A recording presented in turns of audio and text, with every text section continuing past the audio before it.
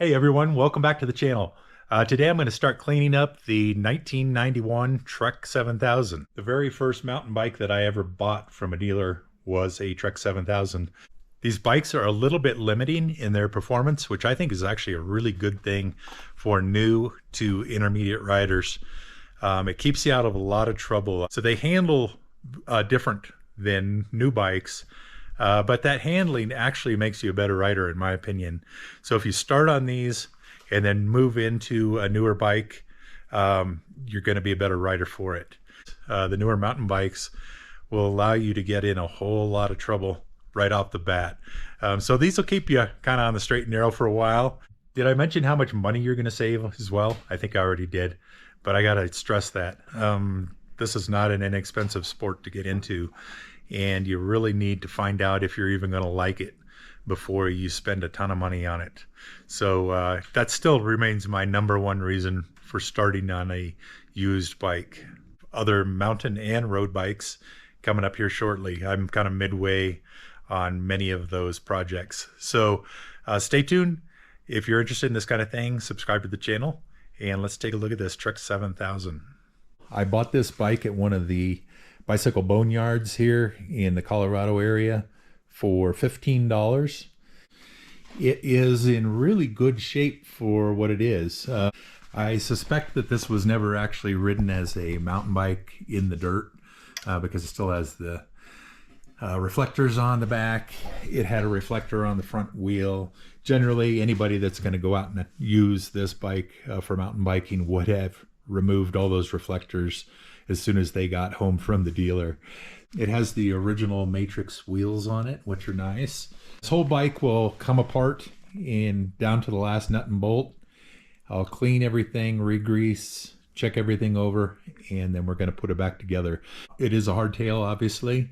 What I did in 1990 was replace this entire front end.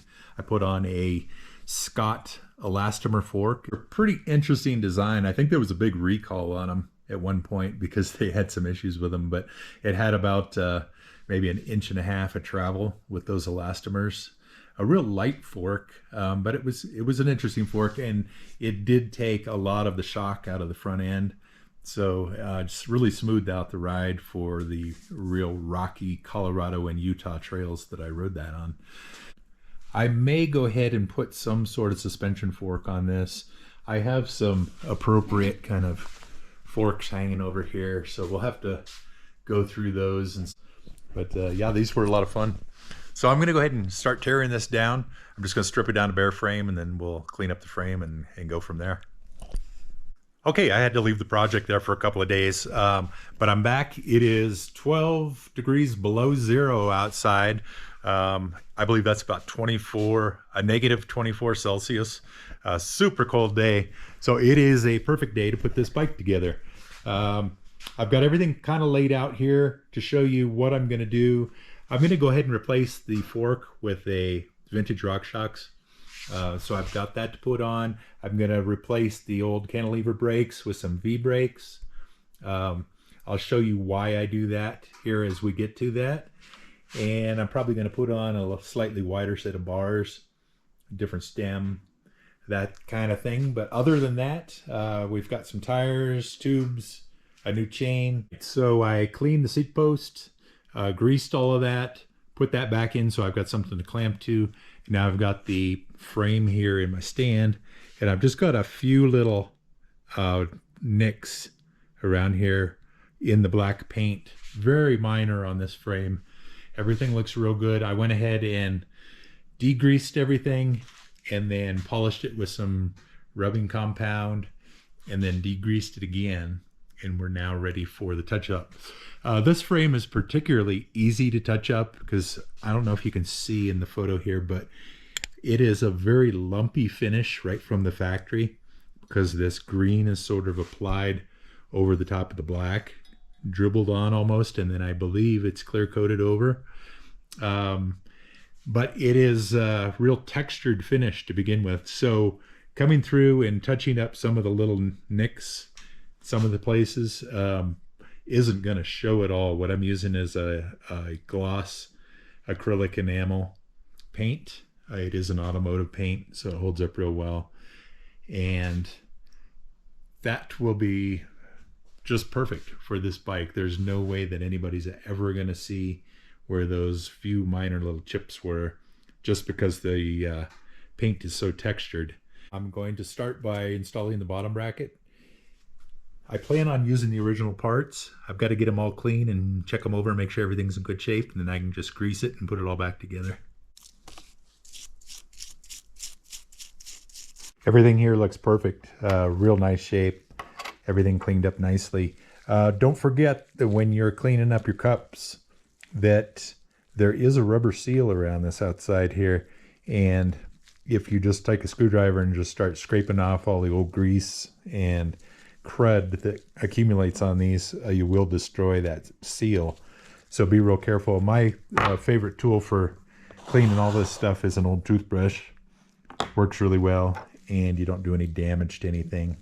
So yeah, these races are essentially new. There's no wear marks at all on them. So everything looks great.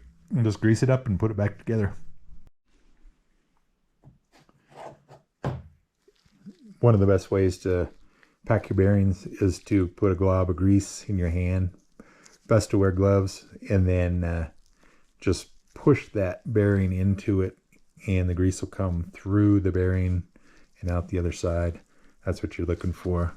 And keep working this around and get that grease really all the way through the bearing carrier there. So that's a good way to do it. And then I also put a little extra glob inside the races as I put them together, so that there's lots of grease in the bottom. I've already cleaned these threads really well, but definitely run a rag in there, make sure everything looks real good, that you've got no burrs, that the threads haven't been cross-threaded or anything like that. And then a toothbrush, any sort of 90-degree brush like this works beautifully for getting the grease into those threads. You definitely want to grease this well. The next person that takes this apart will thank you for that.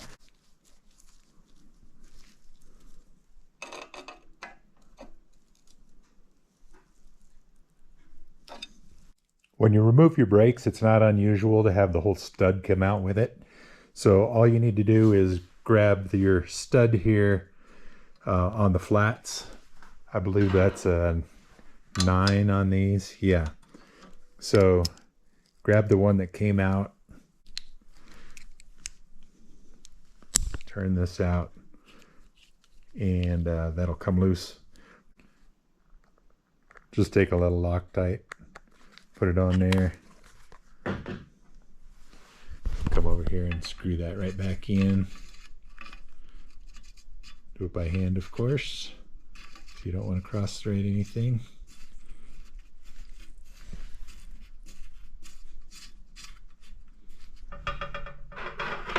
We'll just tighten this up and then wipe off that extra. Thing we're going to do is clean up the cranks. These look to be in real good shape. The bike had real low mileage, so I don't anticipate a whole lot of wear on the chain rings. But if there is wear, you definitely want to replace them. When you combine a worn sprocket with a new chain, you get all sorts of shifting problems. So these look like they're going to be great. The small ring is steel. The others are alloy.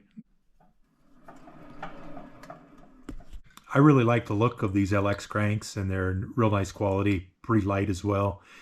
If you're going to build a vintage bike, consider the LX line. They're fairly inexpensive, but they're real good quality.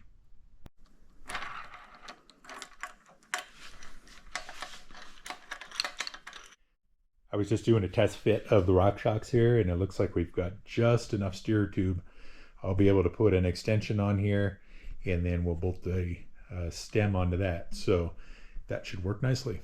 These forks are a little bit dirty. They've been hanging around for a while, but they do have decent motion, and it looks like the stanchions are in good shape. Just a little dirty like everything else. So pull these apart and we'll see what we've got inside. Okay, well, these cleaned up real nice. They looked real good inside and out. The stanchions here look great. They're a little oily right now, but that's fine. The elastomers inside are still in real good shape. No mushrooming out or anything. When you put those back together, you're supposed to use silicone grease because other types of grease can break these down over time. So stick with this stuff. There'll be no interaction between the rubber and the grease, and so everything will last for many more years. I'll go ahead and put these together, and I'll put the forks on the bike now. I went ahead and cleaned up the LX hub and the matrix rims here. Things look good. We don't have any dings, any flat spots or anything. I just need to do a little bit of truing to them. All right, so I just mounted up a 26 by 2.0 tire here, and this is pretty standard tire size for some of the 90s mountain bikes. So if you try to put a larger tire on some of these older bikes, you run into tire frame clearance issues. But I know that this will clear easily, and I'll still have plenty of room for mud clearance and all of that kind of thing. I'm going to go ahead and pull apart this hub just to make sure everything's cleaned and greased. I feel a little bit of resistance there, so I just want to check on it. Seems like we've got plenty of grease in there. The original 1330 cassette is going to work nicely. That combined with the triple on the front gives me real nice gear range for all the climbing that I do here in the Colorado Rockies. It's really important that you put together everything on a bike with either grease or oil on the threads or Loctite. One or the other, but you should never put together anything with dry threads. The metals will react to each other if they're dissimilar. They'll seize up if they're alike. You just have all sorts of problems. So yeah, my general rule for assembling everything is either grease or oil on the threads or Loctite, and that's it. So these will have to be adjusted up. Obviously, these weren't on this bike originally, but we've got plenty of adjustment here, so the pads will have to come up.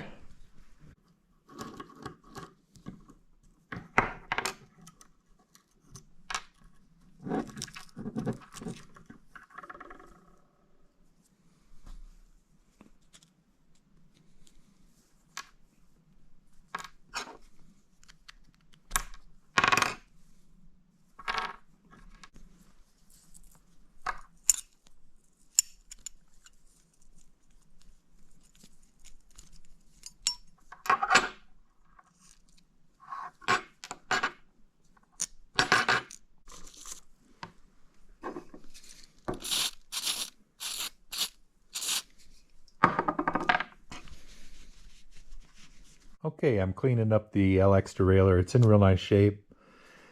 Just needed some oiling, and I needed to grease the wheels here. Let me show you these jockey wheels. One of them's slightly lighter duty than the other. I don't know if you can see that, but what you can definitely see is that this one has a metal insert and this one does not. And the heavier or the more heavy duty wheel always goes at the top of the derailleur, up closest to the cassette, because this is the one that takes most of the sideways torque, pulling the chain back and forth across the cassette. So your heavier wheel always goes at the top. The lighter one is at the bottom. And by heavier, it'll usually have an insert. And if you look at the overall hub diameter there, it's usually beefier as well. So you can get them mixed up. You can put them on backwards. It'll work fine, but this top one will wear out much, much quicker than the one that was intended for the top. So you can also run two of the heavier top and bottom. There's nothing wrong with that. But yeah, try to keep them in the correct orientation, and your derailleur will last a lot longer, or at least you won't have to replace your wheels as often. As you're putting all this back together, put some grease underneath these caps, as well as greasing the center hub, and that just kind of feeds that whole thing. Keeps it lubed as you ride, especially when it starts getting warm. That'll work its way into the center hub.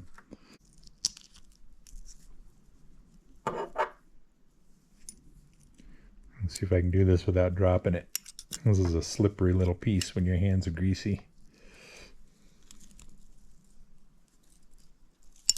Okay.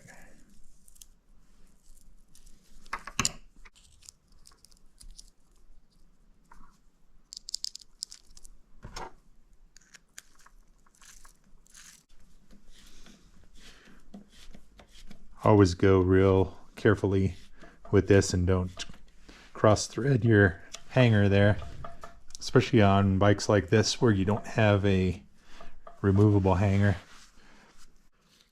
The front derailleur here has these kind of odd, spring-loaded clamps like this. You need to be a little bit more careful with the stainless steel clamp than you do with the alloy units, just because it can scratch your paint easier. So I'm getting my shifters and the brake levers and all installed now. Sometimes I end up using V-brake specific levers, like these over here. These are the Shimano ST EF51s, and these have a longer throw lever, and so they feel real nice in combination with the V-brakes. I will have to take the bike out and actually ride it and test it and see what they feel like, but everything's working as it should. Went ahead and hooked up the rear derailleur here, so we are shifting smoothly through the gears.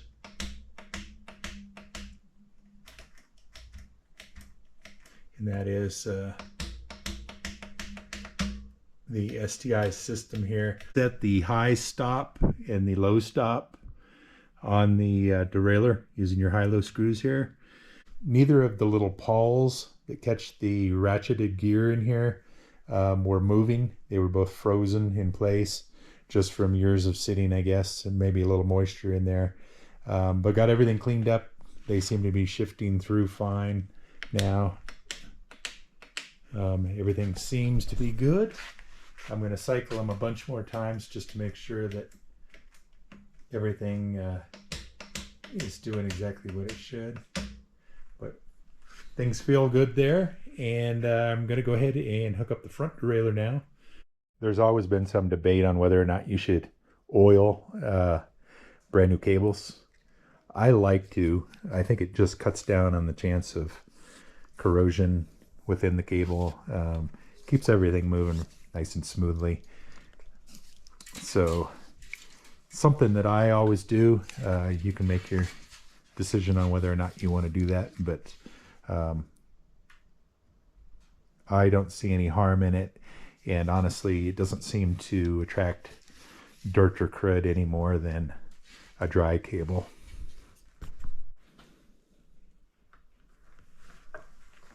I know some people laugh about the number of donuts that I put on these cables here on the top.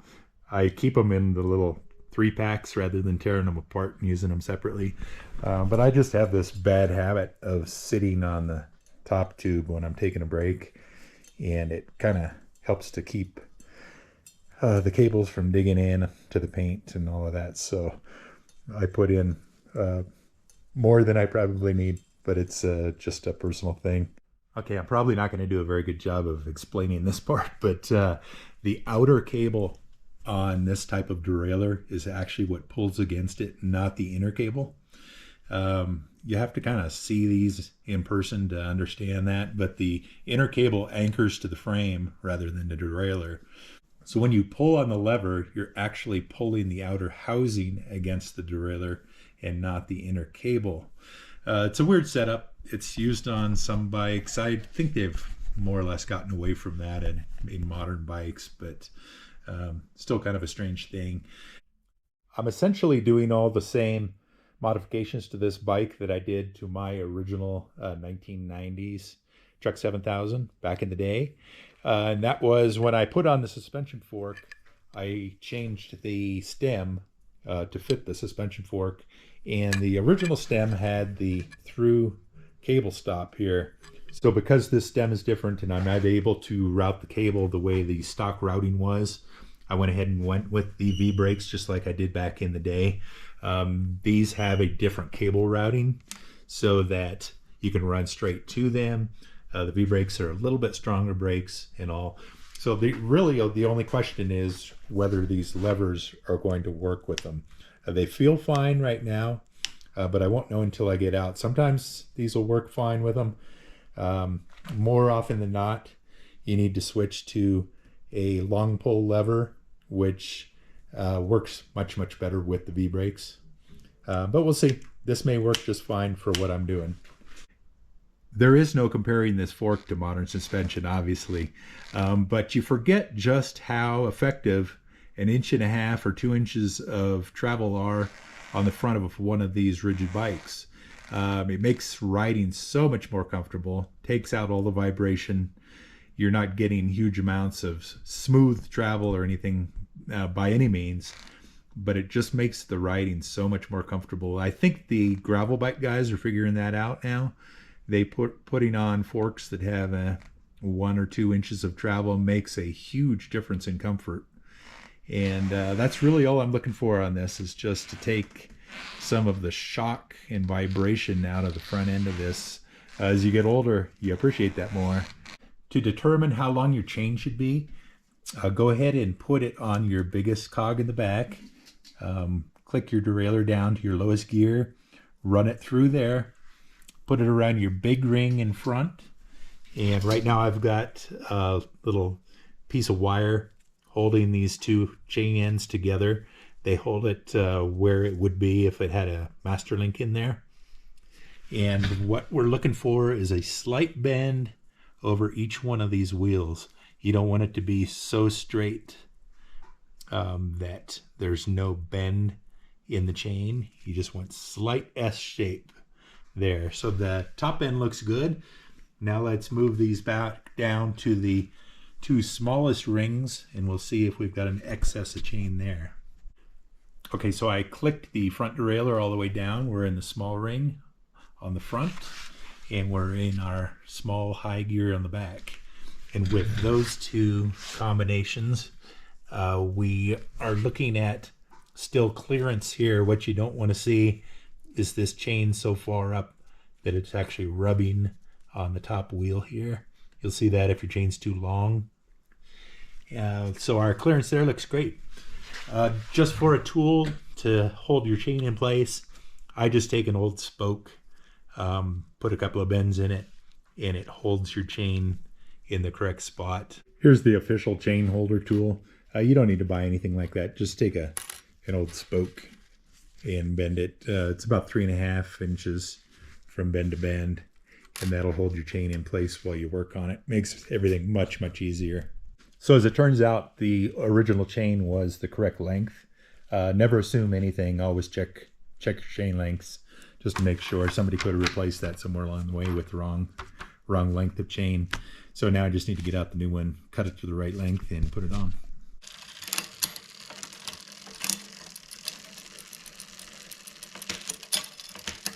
There we go. Now things are working the way they should. It shipped them pretty well right now. The next step will be to take it out for a ride, let the cables stretch a little bit, let the ferrule ends on the cable housings settle in and all of that, and do the final tuning. So here's the bike essentially completed. Up on my scale, weighing in at 28.2 pounds. Here we are. This bike is essentially done. It's shifting nicely. Brakes seem to be working okay for now. I won't know for sure until I get it out and see if the levers are going to work with the V-brakes. But all in all, I think everything came out really nice on this bike. It looks great. The paint was nice. Most of the components were in great shape. And I'm just glad to have a Trek 7000 back.